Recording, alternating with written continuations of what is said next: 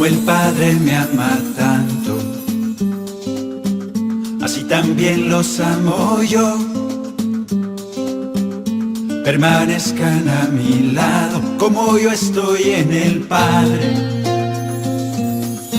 Permanezcan en mi amor. Los sarmientos no dan fruto, separados de la vid. En verdad les aseguro, con ustedes es lo mismo, con ustedes es lo mismo. No darán fruto sin mí. Yo soy la vid y ustedes las ramas serán. Yo soy la vid, solo así se salvarán. Yo soy la vid y mi Padre el viñador será. Si están en mí, mucho fruto van a dar, y al que da fruto lo podará, para que pueda dar mucho más. De la gloria de mi Padre en ello está.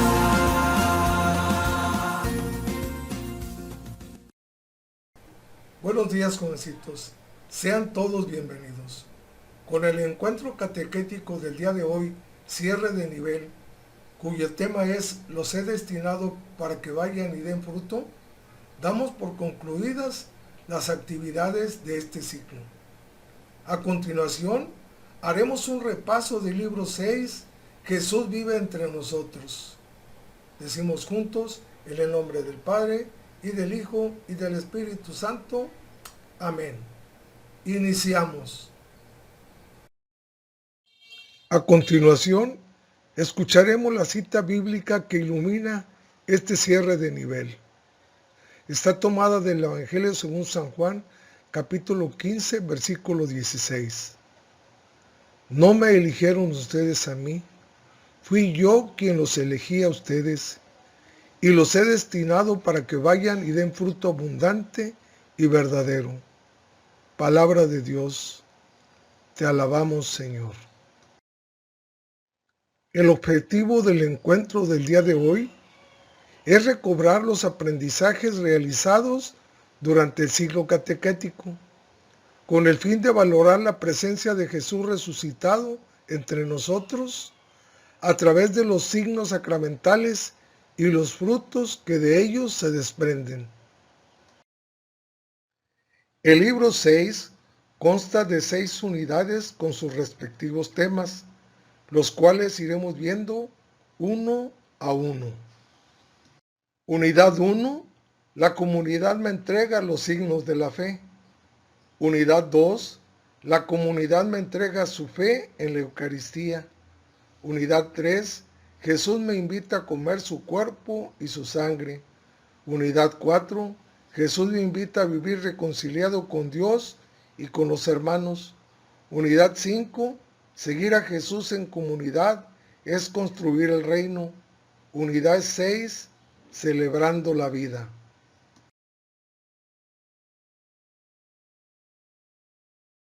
En la unidad 1, la comunidad me entrega los signos de la fe, vimos los siguientes temas. Tema 1, nuestra vida de fe necesita de signos. Tema 2, los sacramentos, signos de la presencia de Dios. Tema 3, los sacramentos que nos inician en la vida de la fe. Tema 4, los sacramentos que curan y restauran. Tema 5, los sacramentos que preparan al servicio de la comunidad. Nuestra vida de fe necesita de signos. Jesús nos conoce bien, sabe que necesitamos ver signos de su presencia. Por eso realizó varias señales para mostrarnos que era Él, Hijo de Dios. Y nos dejó ver a través de esas señales el misterio de su persona y también cuál era su misión.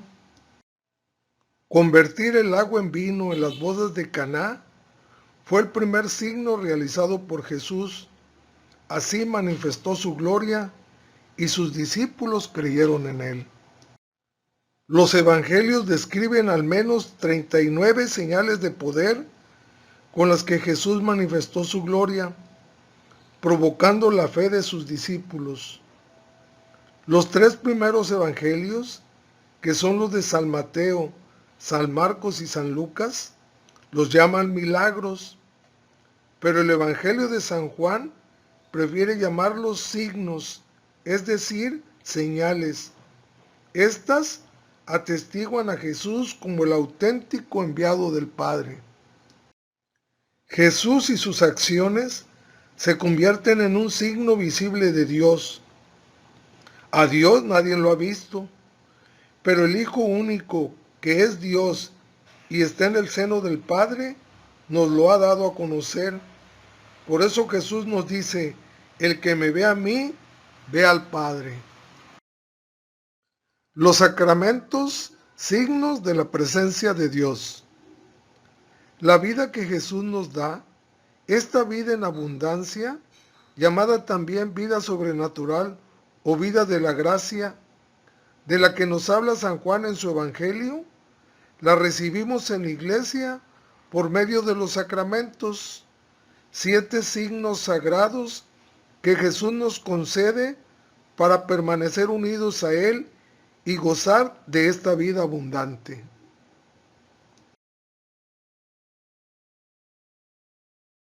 Los sacramentos nos transmiten la vida de Jesús, fortalecen nuestra vida aquí en la tierra y son como un caminito que nos ayuda a vivir en santidad, es decir, conforme a lo que Dios quiere.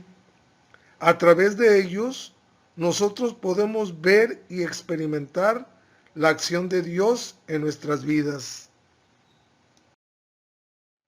Qué importante es recibir los sacramentos. Ellos nos transmiten la vida nueva de Jesús y solo unidos a Él podremos dar fruto. Permanezcan unidos a mí como yo lo estoy a ustedes. Para comprender mejor cómo los sacramentos acompañan nuestra vida, podemos dividirlos así. Sacramentos que nos inician en la vida de la fe. Bautismo, confirmación y Eucaristía. Sacramentos que curan y restauran. Reconciliación y unción de los enfermos. Sacramentos que preparan al servicio, orden sacerdotal y matrimonio. Los sacramentos que nos inician en la vida de la fe. La comunidad de los seguidores de Jesús ha reconocido desde un principio que nuestro Señor Jesucristo nos acompaña a lo largo del camino de nuestra vida cristiana. Por ello, ha dejado señales sagradas que nos guíen a su encuentro. Estas señales son los 7 sacramentos. De entre ellos, 3 se reciben al inicio de nuestro camino hacia la nueva vida que nos trae Cristo Jesús. Los sacramentos del bautismo, de la confirmación y de la Eucaristía o comunión. En el sacramento del bautismo se nos regala el don de la fe. Por él nacemos a una nueva vida, la de los hijos de Dios. En este sacramento somos consagrados a Cristo Jesús y somos revestidos de la vida de Cristo, recibiendo el don del Espíritu Santo e incorporándonos a la Iglesia. Por el sacramento de la confirmación, nuestra fe crece y se nos entrega la plenitud del Espíritu Santo y sus 7 dones sagrados, para hacer la voluntad de Dios, aún en las dificultades. Por el sacramento de la Eucaristía, nos unimos plenamente a Jesús, nos alimentamos con su cuerpo y con su sangre para alcanzar la vida eterna que Jesús nos prometió, y nos unimos a todos nuestros hermanos en un solo cuerpo que es la Iglesia. Con el bautismo, la confirmación y la Eucaristía, realizamos sacramentalmente nuestra iniciación cristiana. Los sacramentos que curan y restauran. Los sacramentos que curan y restauran nos recuerdan que la vida nueva la recibimos de Dios y con ella podemos afrontar valerosamente las dificultades y problemas de nuestra vida terrena. El sacramento de la reconciliación, penitencia o confesión es una acción sagrada por la que se nos da el perdón de Dios, borrando nuestros pecados y restaurando nuestra vida de gracia, aumentando así nuestra fuerza espiritual para vivir unidos a Jesucristo. El sacramento de la unción de los enfermos es la acción sagrada donde Jesús actúa, da consuelo, paz y fuerza en la enfermedad, recibiendo salud espiritual y si Dios así lo desea, se puede recuperar incluso la salud corporal. Los sacramentos que curan y restauran pueden recibirse varias veces en la vida, con las debidas disposiciones y cuando sea necesario, pueden solicitarse a un sacerdote. Los sacramentos que preparan al servicio de la comunidad. Dios nos llama a todos a vivir una vocación para que a través de ella podamos servir y ser felices. A unos los llama a ser sacerdotes, a otros al matrimonio. Ambas vocaciones están bendecidas por Dios y nacen del amor. El orden sacerdotal, a quienes han recibido este sacramento, les llamamos sacerdotes. Ellos se han consagrado al servicio de Dios y de su pueblo. A ejemplo de los apóstoles, son los responsables de santificar, enseñar y gobernar a la iglesia. O dicho de otra manera, son los responsables de celebrar la Eucaristía y los demás sacramentos, predicar la palabra de Dios y conducir, guiar y custodiar con amor al pueblo de Dios. El matrimonio. Dios ha querido desde siempre la unión de un hombre con una mujer para que formaran una comunidad de amor. Así, participan del poder de Dios al ser procreadores y custodios de la vida, engendrando y educando a sus hijos. Los esposos realizan un pacto de amor y se entregan mutuamente a ejemplo de la entrega que hizo Jesús por su iglesia. Para saber más sobre estos sacramentos, lee en tu Biblia, Orden Sacerdotal, Hechos de los Apóstoles, capítulo 6, versículos de 2 al 6. El matrimonio, Evangelio según San Mateo, capítulo 19, versículos del 4 al 6. Unidad 2. La comunidad me entrega su fe en la Eucaristía, cuyos temas que vimos fueron los siguientes. Tema 1. Lo que recibimos del Señor se los transmitimos. Tema 2. Jesús nos dijo, hagan esto en memoria mía. Tema 3. Jesús tomó el cáliz y el pan y dio gracias. Tema 4. Y dijo, esto es mi cuerpo entregado por ustedes. 5. Y dijo, este cáliz es la nueva alianza. 6. Y desde entonces celebramos el banquete y la fiesta de la Eucaristía. Lo que recibimos del Señor se los transmitimos. La Pascua era la fiesta más importante del pueblo judío. Recordaba la acción poderosa de Dios al liberarlos de la esclavitud que habían sufrido en Egipto, sucedido unos 1250 años antes de que Jesús naciera. Más tarde, Jesús, en su última cena, celebrando este gran acontecimiento, le dio un nuevo sentido, pronunciando estas palabras: esto es mi cuerpo que se entrega por ustedes. Este es el cáliz de la nueva alianza sellada con mi sangre. Los discípulos de Jesús no entendieron estas palabras, sino mucho tiempo después, Cuando se les apareció resucitado y sentado a la mesa con ellos, tomó el pan, lo bendijo, lo partió y se los dio. Fue así como se dieron cuenta que Él era el Cordero de Dios, que Él mismo era la comida y la bebida, que su cuerpo había sido entregado y su sangre derramada como una bendición para todos aquellos que, a lo largo de la historia, se decidirían a seguirlo. Los discípulos comenzaron a reunirse en comunidad para celebrar este gran acontecimiento y nos compartieron su fe en la Eucaristía.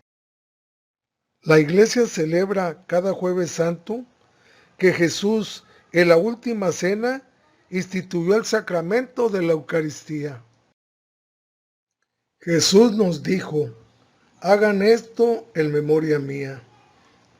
Jesús, la noche que iba a ser entregado, pidió a sus amigos que no lo olvidaran. Para ello, hizo algo totalmente nuevo. Instituyó el memorial de su pasión, muerte y resurrección en la última cena. Él no quería que hiciéramos solo un recuerdo o una representación de los hechos. No, Él quería que sus seguidores hiciéramos un memorial, es decir, realizar un acto que mediante algunos ritos, gestos y palabras hace presente aquí y ahora un hecho obrado por Dios en otros tiempos. Lo que Jesús mandó hacer con las palabras hagan esto en memoria mía fue repetir el gesto, pronunciar las palabras por las que nos dio su cuerpo y su sangre. En este hecho histórico, Jesús instituyó el memorial de su pasión, y cada vez que el sacerdote y la comunidad cristiana celebran la Eucaristía en memoria del Señor, se hace presente el gran signo de su amor, la entrega de su cuerpo y de su sangre. ¿Sabías que anamnesis es una palabra griega que puede ser traducida como memorial, pues hace referencia a traer al presente los recuerdos del pasado? Jesús tomó el cáliz y el pan y dio gracias. Jesús nos muestra que vivir agradecidos es una parte esencial de nuestra relación con Dios. Todos tenemos muchos motivos para ello. Una parte importante de la cena pascual judía consistía en bendecir y dar gracias a Dios por la creación, por haberles dado la tierra prometida, pero sobre todo por la liberación de la esclavitud de Egipto. Jesús, en la última cena, también realizó este gesto. Tomó el cáliz, tomó el pan y dio gracias, es decir, bendijo y alabó a su Padre del cielo. Yo te bendigo, Padre, Señor del cielo y de la tierra. Desde entonces, también nosotros en la celebración de la Eucaristía incluimos un momento especial de acción de gracias que llamamos prefacio. Inicia con un breve diálogo que une a la comunidad a la oración del sacerdote y ayuda a preparar nuestro corazón para ser agradecidos. Sacerdote, el Señor esté con ustedes, pueblo, y con tu espíritu. Sacerdote, levantemos el corazón, pueblo, lo tenemos levantado hacia el Señor. Sacerdote, demos gracias al Señor nuestro Dios, pueblo, es justo y necesario. Después, el sacerdote retoma las últimas palabras que dice el pueblo y continúa. En verdad es justo y necesario, es nuestro deber y salvación darte gracias siempre y en todo lugar, Señor Padre Santo, Dios Todopoderoso y Eterno. El contenido o motivo para dar gracias a Dios puede variar. La celebración de la Eucaristía es una acción de gracias.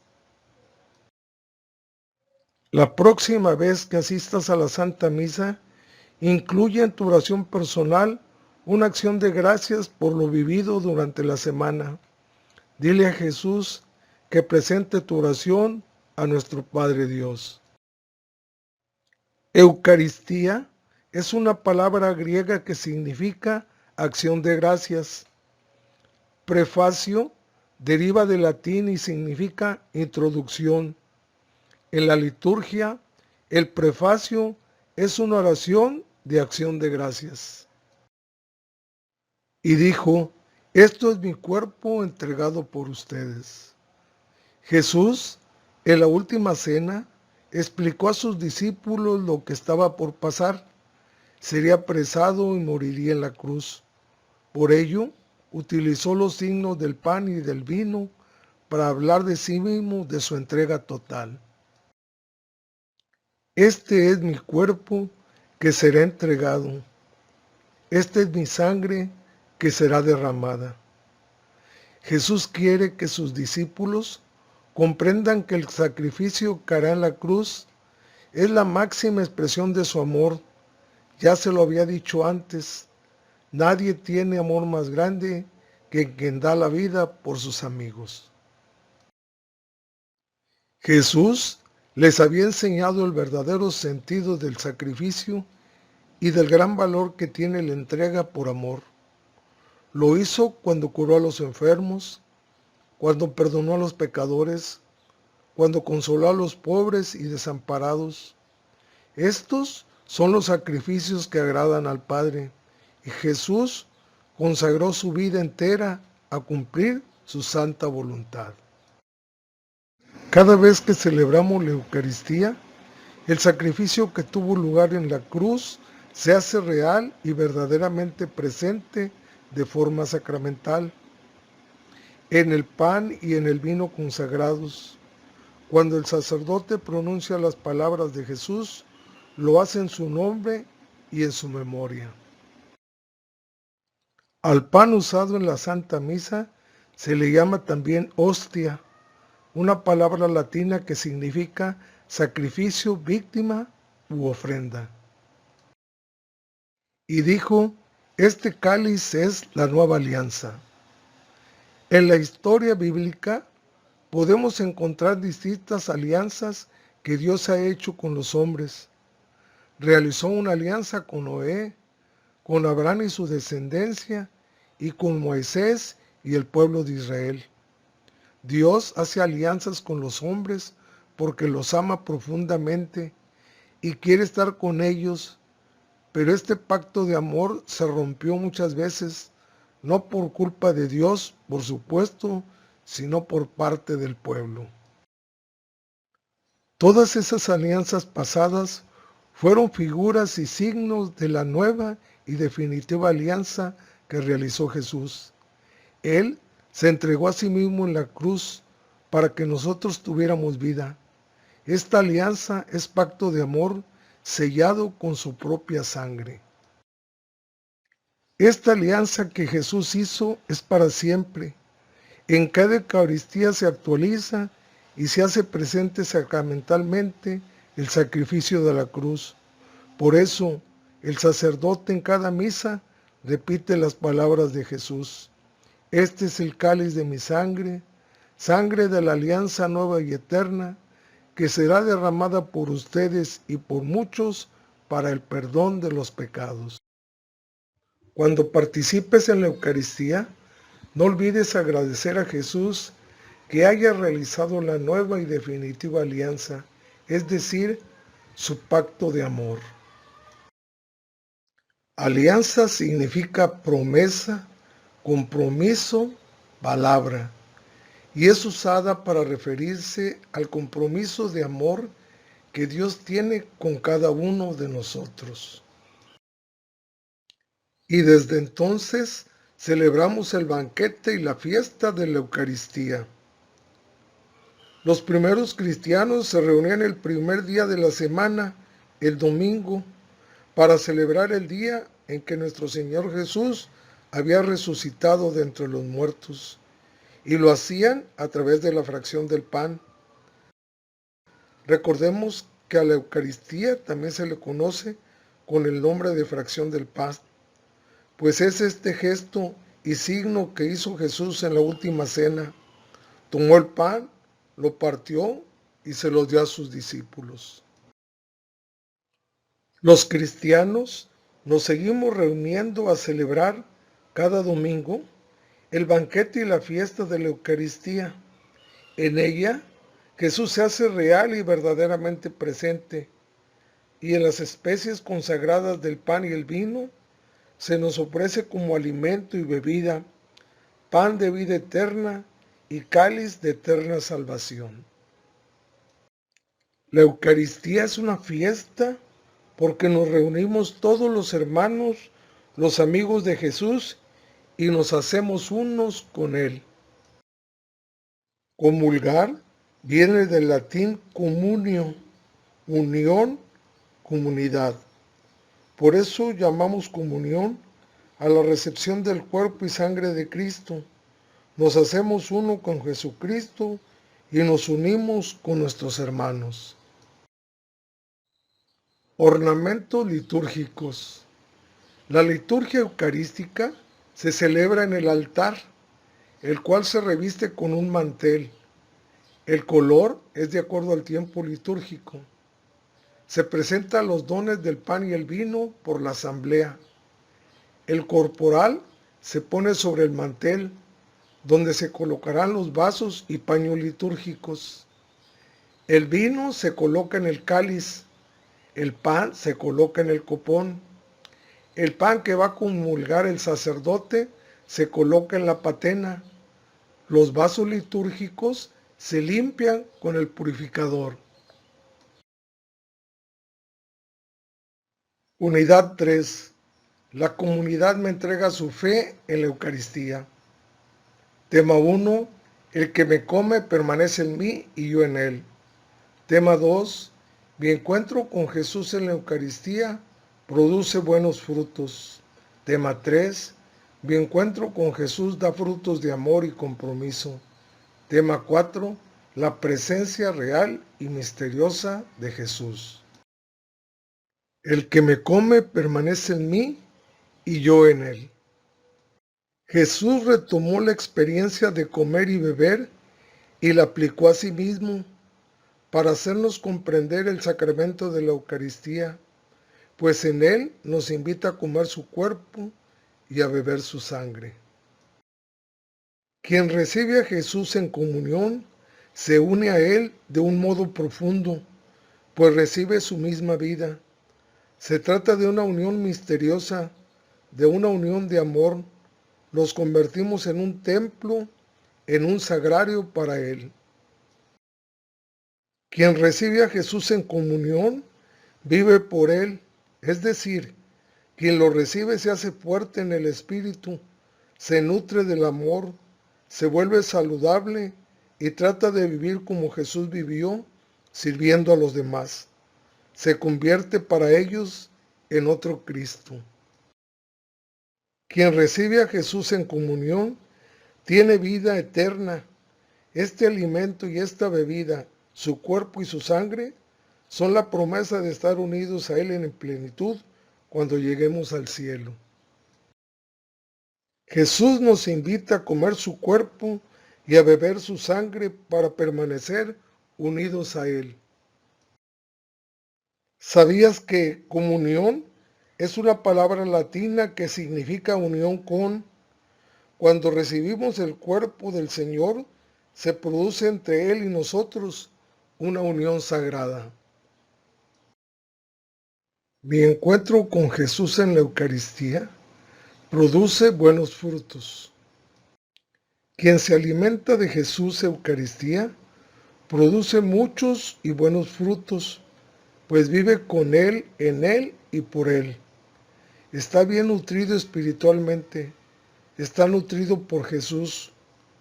Cuando comulgamos, se puede ver todo el bien que Él hace a todo nuestro ser, a nuestro corazón, a nuestra alma.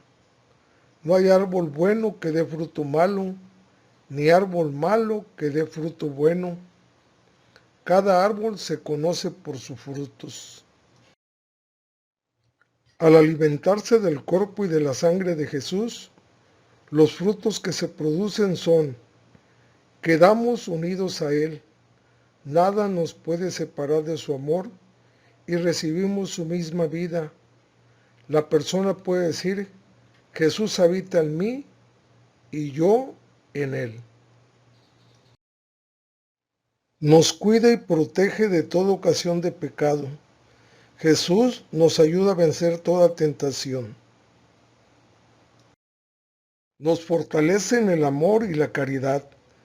Si en algún momento nos sentimos débiles en el amor y cariño para con los demás, Jesús Eucaristía será nuestra fuerza y borrará nuestras faltas. Nos protege de todo tipo de pecado mortal. Jesús Eucaristía nos va a defender y no se separará de nosotros. No permitirá que ningún pecado nos lleve a la muerte eterna. Estaremos unidos en la iglesia como hermanos, ayudándonos y cuidándonos mutuamente. ¿Sabías que antes de comulgar, las personas se preparan diciendo con humildad y fe, Señor, no soy digno de que entres en mi casa, pero una palabra tuya bastará para sanarme? Mi encuentro con Jesús da frutos de amor y compromiso. Los primeros cristianos sabían que participar en la fracción del pan o en la cena del Señor era participar del servicio y de la entrega de su vida a favor de los demás, pues este fue el ejemplo que dio Jesús cuando en la última cena comenzó a lavar los pies de sus discípulos. También dijo, les he dado ejemplo para que hagan lo mismo que yo he hecho con ustedes. La primera comunidad cristiana vivía fielmente este mandamiento del amor y del servicio que nacía de la Eucaristía. Ahora nosotros, como discípulos de Jesús, reconocemos que quien lo recibe en la Eucaristía no puede quedarse sentado en la banca del templo, debe salir a su casa, a su escuela, a su barrio y hacer lo mismo que hizo Jesús, servir y entregar su vida. El discípulo de Jesús está llamado a ser como un árbol que da frutos. Esos frutos son las buenas obras que realiza, no importa que sean pequeñas, sino que se hagan con mucho amor. Así podrá decir con hechos concretos que cree en Él, que conoce a Dios y que su vida refleja la fe que profesa. ¿Sabías que la palabra misa proviene del latín y significa envío? Cada vez que participemos en ella, recordemos que somos enviados a dar frutos de amor y de servicio a favor de los demás. La presencia real y misteriosa de Jesús. Jesús resucitado vive entre nosotros. Él no nos ha dejado solos. Está presente de múltiples maneras en su iglesia. En su palabra, en la oración, en los pobres, en los enfermos y necesitados, en los sacramentos, en el ministro, pero sobre todo está presente bajo las especies eucarísticas.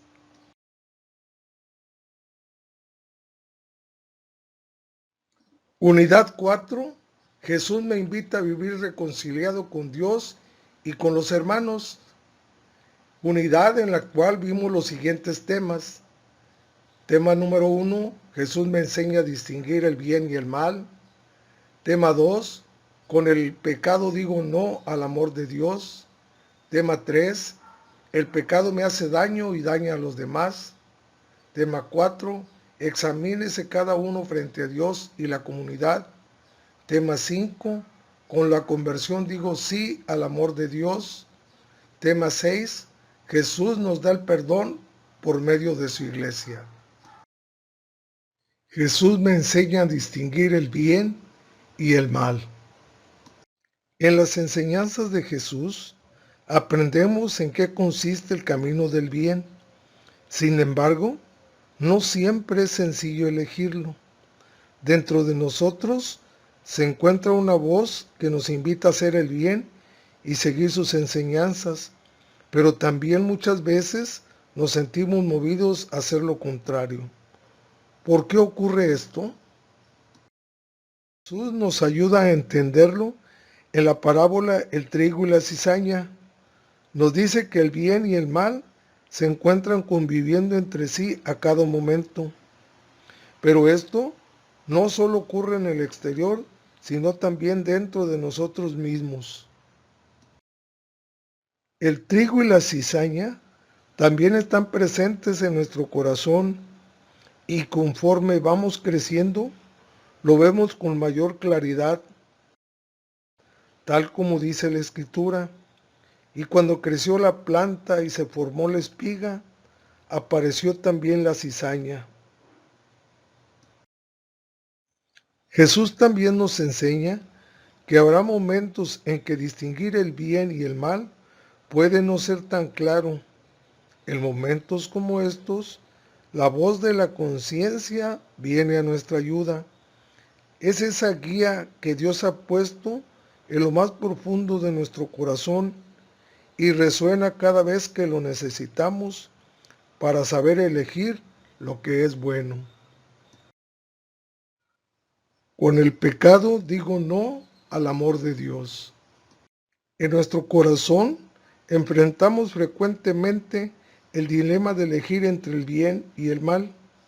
Si bien la voz de nuestra conciencia nos indica cómo hacer el bien, puede ser que no siempre la escuchemos y elegimos lo contrario. Entonces surge el pecado.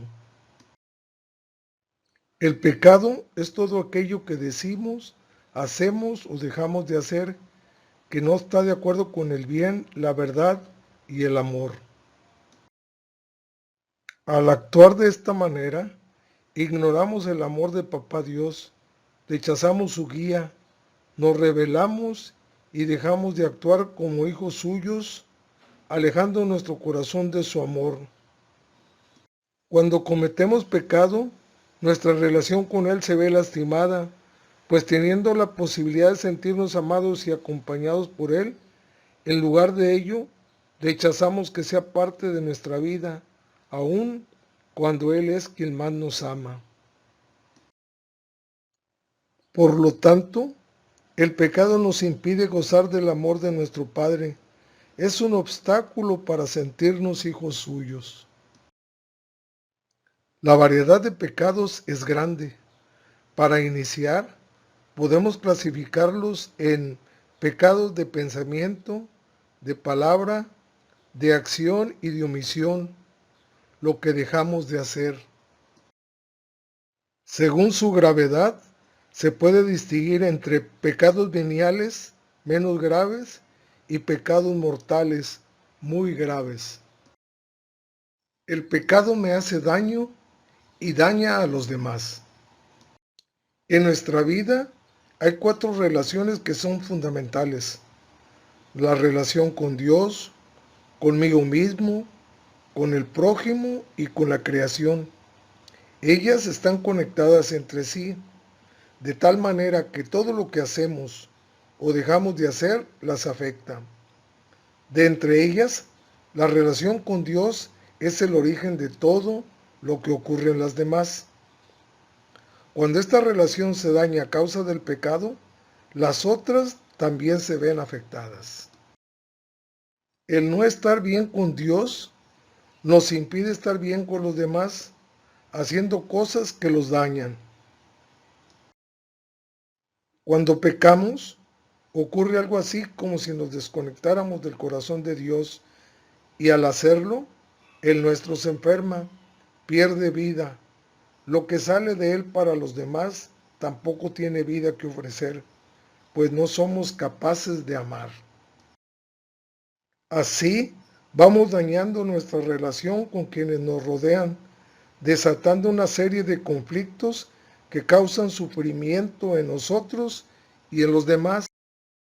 Dios nos creó para vivir en armonía con Él, con los hermanos y con la creación. Vivir así nos da vida y felicidad. Pero cuando el pecado entra en nuestra vida, esta armonía se rompe y la ruptura trae consigo daño y sufrimiento. Examínese cada uno frente a Dios y la comunidad. Todos, en mayor o menor medida, cometemos acciones de pecado. Necesitamos ser honestos y hacer un alto cada día para revisar cómo está nuestra relación con Dios, con nosotros mismos, con nuestros hermanos y con la creación.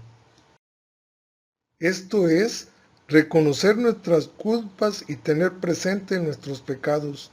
A esto se le llama examen de conciencia. El Papa Francisco lo explica diciendo que hay que custodiar nuestro corazón, es decir, defenderlo, protegerlo, resguardarlo de malos pensamientos y malas intenciones que puedan convertirse en malas acciones, esto es, evitar lo que no es bueno y no hace bien.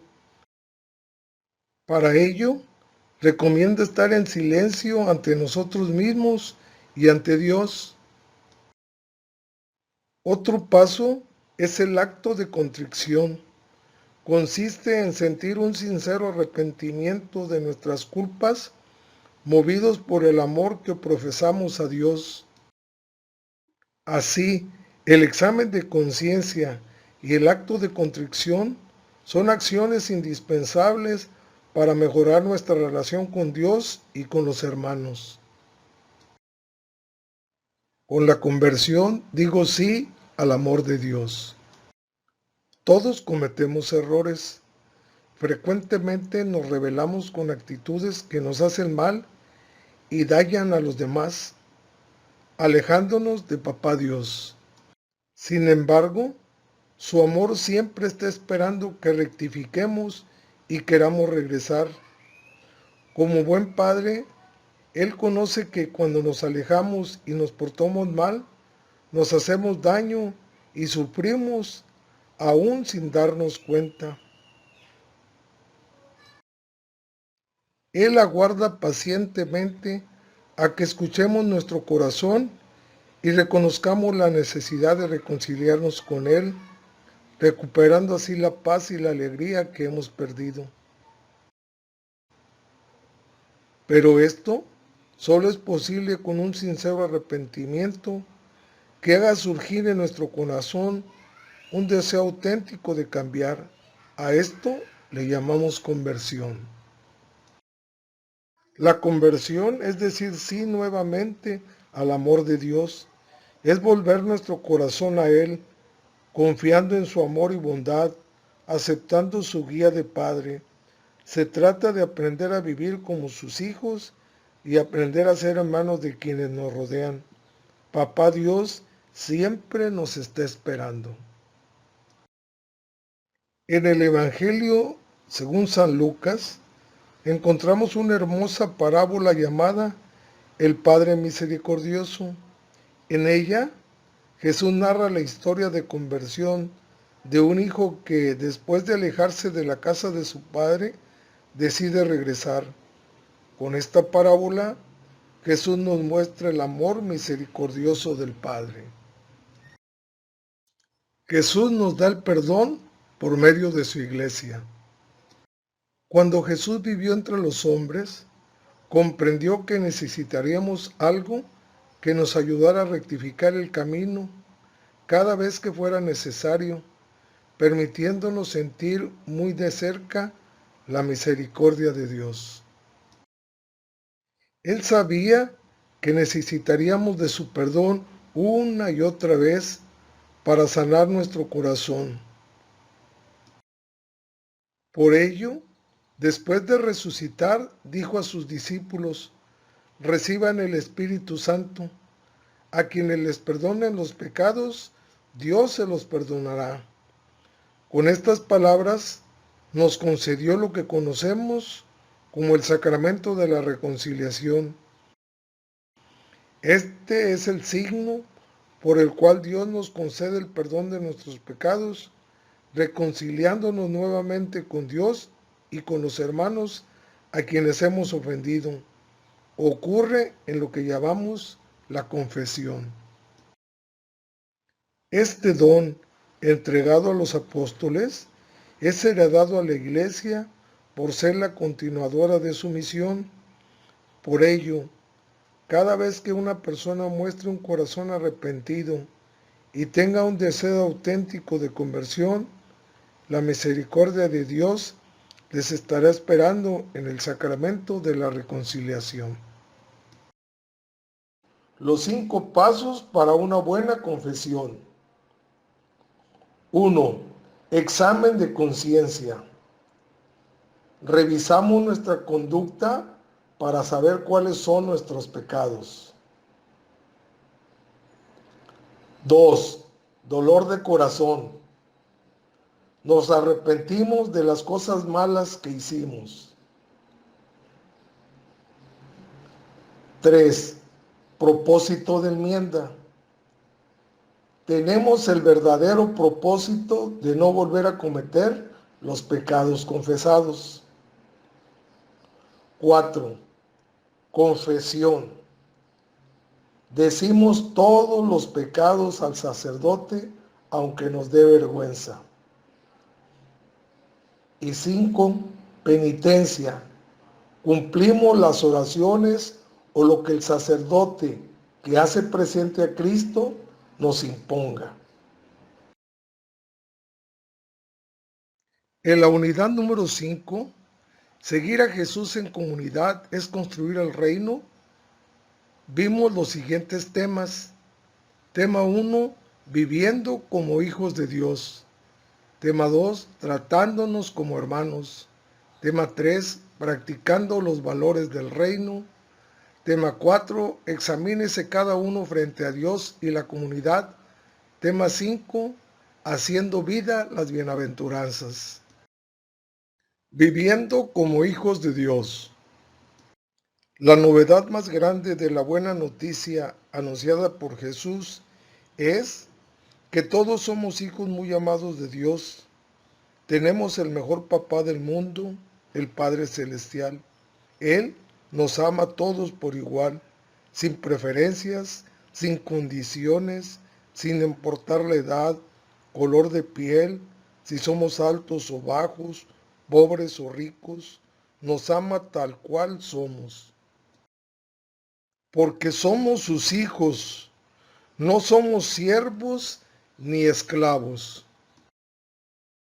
Jesús nos enseñó con su vida que vivir como hijos de Dios es experimentar su amor, saber que siempre nos escucha, que siempre está junto a nosotros, que nos conoce y que nunca dejará de amarnos, que Dios es el Padre bueno, en el que siempre podemos confiar, siempre, sabiendo que quiere lo mejor para cada uno de nosotros. Además, nos mostró que vivir como hijos de Dios es hacer la voluntad del Padre. ¿Y cuál será la voluntad de Papá Dios? Que todo lo que hagamos, pensemos y digamos sea desde el amor a nosotros mismos, a los otros, a la naturaleza y a Dios. La palabra Abba fue originalmente un término usado por los niños hebreos, que posteriormente también utilizaron los jóvenes y adultos que tenían una relación muy entrañable con su padre.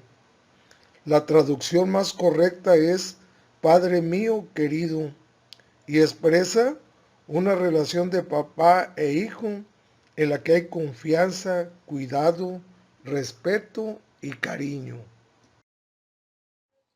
Tratándonos como hermanos. Ser hijos de Dios nos hace hermanos de todos los hombres y mujeres de la tierra.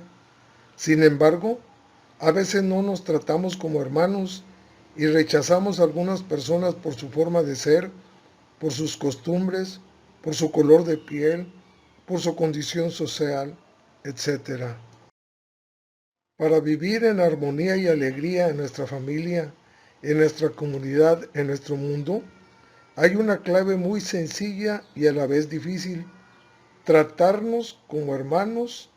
Haciéndolo, construimos el reino de Dios. Jesús nos enseñó con su vida qué significa amar y tratar a los demás como hermanos.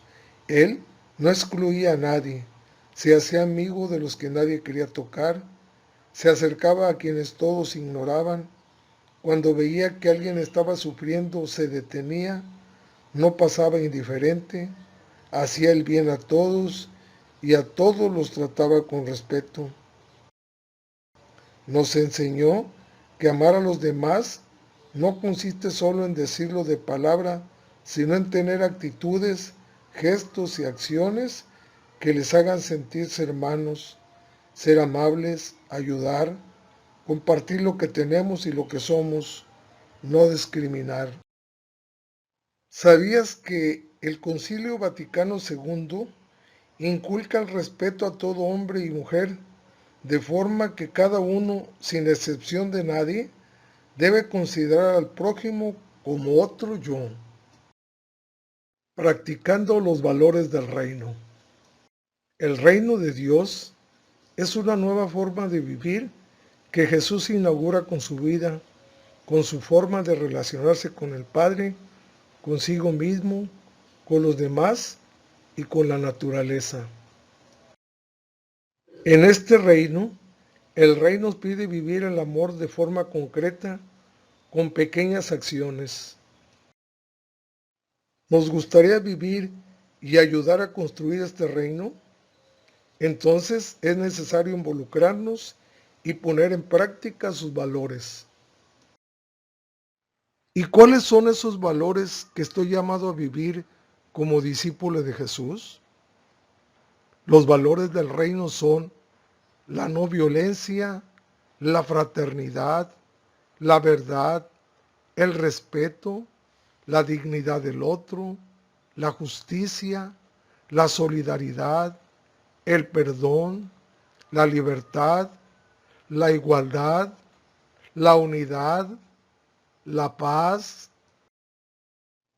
Si cada uno de nosotros nos esforzamos por vivir esos valores con pequeñas acciones día a día, ¿podríamos hacer realidad el reino en nuestro entorno? Definitivamente, nuestra vida y nuestro mundo no serían igual. Sería un mundo lleno de gozo, armonía, amor, unidad. Y nosotros podemos colaborar ya desde ahora para construir este reino en nuestras propias familias, con los vecinos, en la escuela. ¿Sabías que Jesús afirmó: quien se haga como un niño entrará en el reino de los cielos? Porque solo quien es sencillo como un pequeño, que sabe amar y perdonar con tanta generosidad, puede entrar y experimentar este reino. Haciendo vida las bienaventuranzas. Todos anhelamos la felicidad, la deseamos, la buscamos, porque Dios ha puesto en nuestro corazón un deseo infinito de felicidad que nadie lo puede saciar, solo Dios mismo. Y el Evangelio es una promesa de felicidad para todas las personas que quieren recorrer los caminos de Dios, especialmente las bienaventuranzas. Bienaventurado quiere decir dichoso, feliz. Jesús pronunció varias bienaventuranzas, llamando dichosos a los pobres, a los que tienen hambre, a los que lloran, a los afligidos, a los humildes, a los misericordiosos, a los que luchan por la paz. ¿Por qué Jesús los llamará dichosos? Las bienaventuranzas son pistas que Jesús nos da para alcanzar la verdadera felicidad. Jesús nos dice que la verdadera felicidad está en practicar las obras de misericordia y los valores del reino, como el amor, la fraternidad, la humildad, la justicia, la solidaridad, el perdón, la misericordia, etc. Como discípulos de Jesús, estamos llamados a hacer realidad las bienaventuranzas, para que quienes tienen hambre sean dichosos, pues alguien les dio de comer. Quienes tienen frío, sean bienaventurados, porque alguien les compartió un suéter. Y quienes estén afligidos, se alegren, pues alguien les visitó y consoló. Felices a los que trabajan para que otros puedan tener una vida dichosa. Las bienaventuranzas son un género literario que califican a quien se dirigen como digno de felicidad. Aunque se destacan las proclamadas por Jesús en los evangelios de San Mateo y San Lucas, este género ya se había hecho presente en el Antiguo Testamento.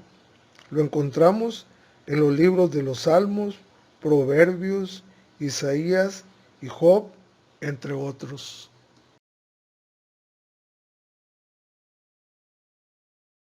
En la unidad número 5, seguir a Jesús en comunidad es construir el reino. Vimos los siguientes temas. Tema 1, viviendo como hijos de Dios. Tema 2, tratándonos como hermanos. Tema 3, practicando los valores del reino. Tema 4, examínese cada uno frente a Dios y la comunidad. Tema 5, haciendo vida las bienaventuranzas. En este encuentro, conocimos el sentido de las fiestas litúrgicas de todos los santos y fieles difuntos, así como algunos de los fundamentos bíblicos que sostienen la esperanza cristiana de la vida después de la muerte. En el tema 2 de esta unidad, descubrimos lo importante que es para los mexicanos la Virgen de Guadalupe, conociendo el significado de algunos de los símbolos que se encuentran en su imagen. En el tema 3, descubrimos que en los tiempos litúrgicos de Adviento y Navidad, que el signo más grande del amor del Padre para todos nosotros es el nacimiento de su Hijo Jesús. En este tema, reconocimos el sentido de la Cuaresma como el tiempo de preparación que realiza la Iglesia para celebrar la Pascua de Jesús. En el tema 5, celebramos que en la fiesta de Pentecostés, el Espíritu Santo promueve en los cristianos la valentía necesaria para proclamar y seguir a Jesús.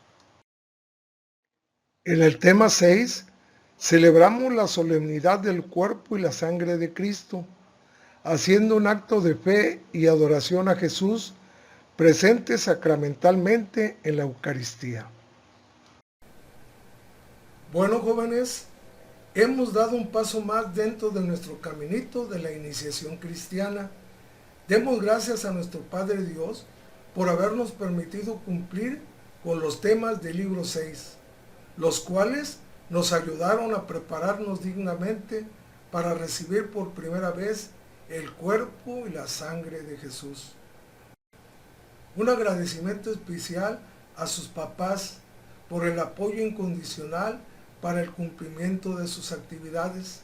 Le pedimos también al Señor por sus padrinos para que les ayude a cumplir con este compromiso tan importante que han contraído con ustedes. A ustedes, jóvenes, les pido que no se olviden de Jesús Eucaristía y que sigan con su preparación para recibir el sacramento de la confirmación. Doy gracias a Dios por haberme permitido ser parte de este momento tan importante de su vida. Unimos nuestras manos y decimos juntos: Padre nuestro que estás en el cielo, santificado sea tu nombre. Venga a nosotros tu reino. Hágase tu voluntad en la tierra como en el cielo. Danos hoy nuestro pan de cada día. Perdona nuestras ofensas, como también nosotros perdonamos a los que nos ofenden. No nos dejes caer en la tentación y líbranos del mal. Amén. En el nombre del Padre, y del Hijo, y del Espíritu Santo. Amén. Muchas felicidades.